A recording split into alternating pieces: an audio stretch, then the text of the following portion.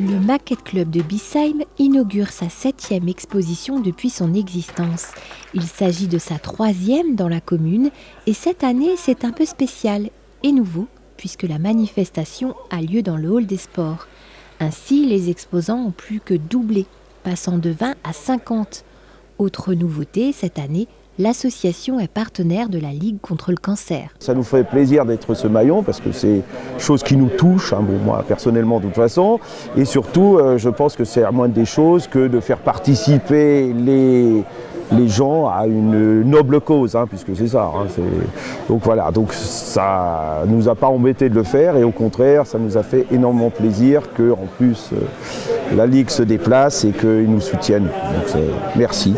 Voilà. Merci Président pour ce soutien. Oui, c'est la moindre des choses.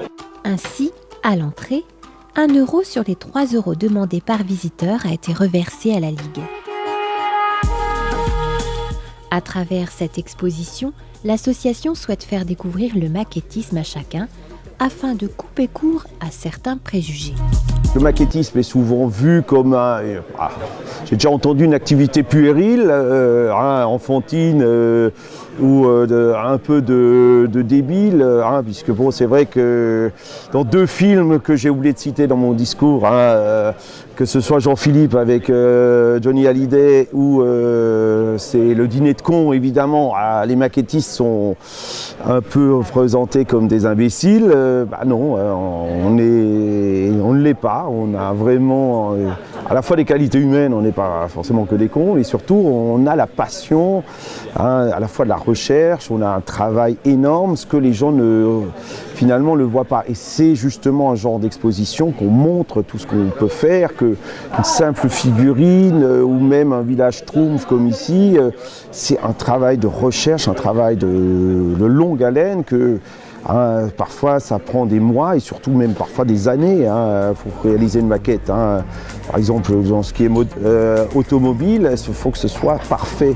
Il y a vraiment un travail de perfection. Et ça les gens ne le voient pas parce qu'ils ne savent pas comment ça marche. Et ça l'expo doit le montrer et c'est pour ça qu'on fait cette expo publique. Cette exposition montre toutes les facettes du maquettisme et du modélisme. Voitures, motos, bateaux, militaires. Norbert Richem, venu d'Ornans, présente la bataille de la Moskova qui a eu lieu le 7 septembre 1812 à 125 km de Moscou. Elle est représentée par plus de 5000 figurines de 20 mm faites au 72e. Le processus utilisé est similaire à peu près à celui des jeux de plateau ou jeux de guerre, c'est-à-dire qu'un régiment de cavalerie est représenté par 2 plaquettes de 4 cavaliers, un régiment d'infanterie par 2 plaquettes de 8 fantassins. Et c'est une représentation linéaire de la bataille, c'est-à-dire que ce n'est pas un instant figé de la bataille, mais comme sur les tableaux de l'époque, toutes les unités qui ont participé sont représentées. Le plan arrière, c'est le panorama exact de la bataille. Bon, ce n'est pas moi qui l'ai peint, c'est un ami, mais c'est le panorama exact du lieu de la bataille. Et puis, effectivement, il y a une recherche uniformologique, une recherche des unités qui ont participé, des généraux, des maréchaux. Enfin,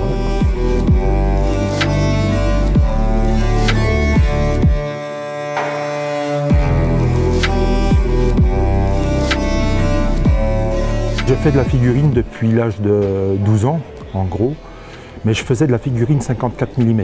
Une fois, il m'est venu à l'idée, pour m'amuser, de peindre des 72, un 72e comme ça. La plupart du public s'intéressait au diorama. Donc j'ai commencé à choisir une bataille, à élargir le truc, et puis voilà, c'est arrivé à ça, quoi. Un résultat époustouflant et ce n'est pas fini. Norbert a bien d'autres projets pour cet hiver. Il ne reste plus grand-chose à faire, mais là je suis sur un projet que je pense réaliser cet hiver sur la représentation toujours un 72e, d'un escadron chargeant à la bataille des Lots, donc dans la neige, un escadron de cuirassiers, pour montrer aux gens ce que représentait un escadron en termes de volume, quoi. Montrer aux visiteurs l'importance de ces batailles en étant le plus fidèle possible à notre histoire. C'est aussi un lieu de discussion, d'échange pour les passionnés de différentes techniques. Christian fait partie de la DMF Team, entendez diorama, maquette, figurine. Il vient de Belfort et coordonne un groupe de 4 passionnés et chacun a sa spécialité. Du 28 mm comme ça, c'est pour Nicolas, lui, c'est un truc qu'il va faire couramment. Il va vous en faire 2 dans le week-end, hein. Tranquille. Moi, je vais mettre 2 mois à en faire un. Par exemple, sur celle-là de figurine, les pilotes, là, c'était les tigres volants en Chine pendant la guerre. C'était les pilotes volontaires américains qui combattaient aux côtés des Chinois contre les Japonais. Bon, il avait fait le blouson, le treillis, tout ça. Et puis on lui a dit, c'était un samedi soir, on lui a dit, mais t'es pas capable de faire le drapeau qu'ils avaient peint dans le dos avec les idéogrammes chinois en disant je ne suis pas un ennemi, je viens secourir le peuple chinois, etc. Le lendemain, il l'avait trouvé sur le net, il l'avait imprimé, et voilà ce que ça a donné.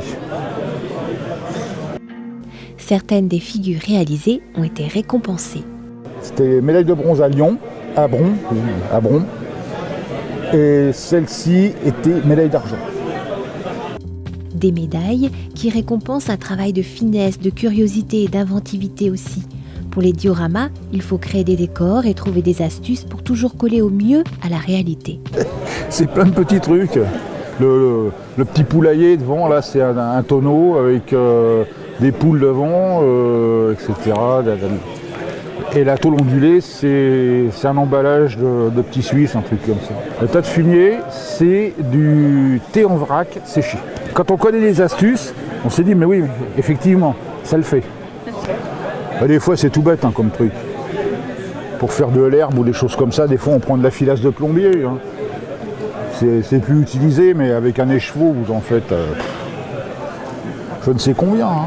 Disons, il y a 2 choses. Hein. Donc, il y a effectivement le côté recyclage. Alors, mon meilleur exemple, c'est le recyclage du papier journal. Hein, mais même dans ce qu'on fait, dès qu'on fait, par exemple, ce qu'on appelle un diorama, une scénette, on réutilise effectivement, moi c'est boîte de camembert en bois, les ramettes, les touillettes, donc ça c'est, tous les maquettistes font la même chose, tout ce qui est plastique ou touillettes, on les récupère parce que ça nous servira toujours, on a des stocks de trucs comme ça.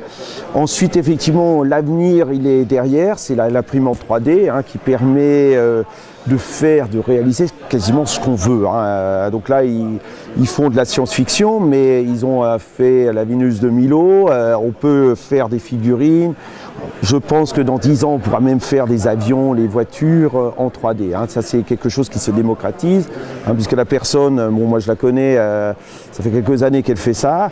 Entre les premières imprimantes 3D qui étaient bien, et celles qui sont là, qui sont d'une finesse absolue, ça a changé. Alors imaginez, dans 10 ans, c'est comme le téléphone portable. Je pense que dans 10 ans, pratiquement tout le monde aura ça.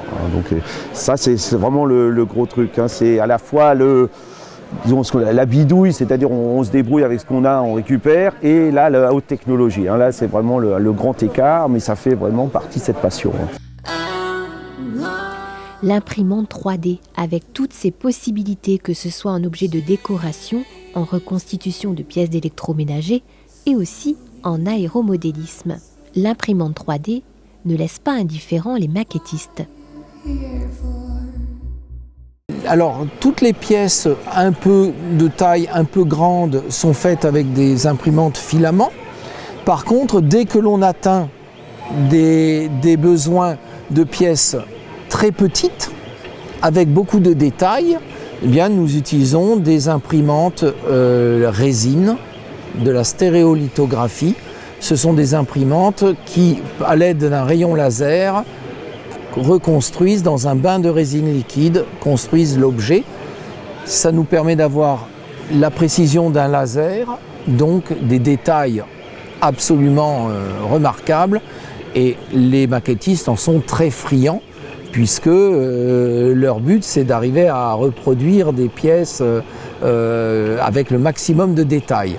Donc quand les pièces sont toutes petites, il est nécessaire d'utiliser une imprimante laser. Alors j'ai des maquettistes qui partent d'une maquette existante et qui, pour la modifier, ne peuvent que s'adresser à des gens comme moi, parce que nous, on peut leur arranger la pièce, la modifier et leur faire en plusieurs exemplaires. C'est ça qui est très important pour eux. Le modèle unique, c'est bien, mais sur une maquette, l'objet peut casser, etc. Donc là, à partir du moment où on a le fichier, on peut le refaire à l'infini. Je crois que j'ai vu que des maquettistes plus qu'intéressés, qui subitement, ça leur ouvre des perspectives vraiment très très très intéressantes. Je pense qu'il y en a plusieurs qui vont passer quelques week-ends supplémentaires à travailler, mais avec plaisir, parce qu'ils auront les pièces qu'ils ne pouvaient pas imaginer avoir. Ainsi, l'imprimante 3D est une ressource intéressante pour les maquettistes. Cette exposition leur permet de montrer leur savoir-faire. Le club prépare déjà une autre exposition à Biesheim à l'occasion du 100e anniversaire de la fin de la Première Guerre mondiale.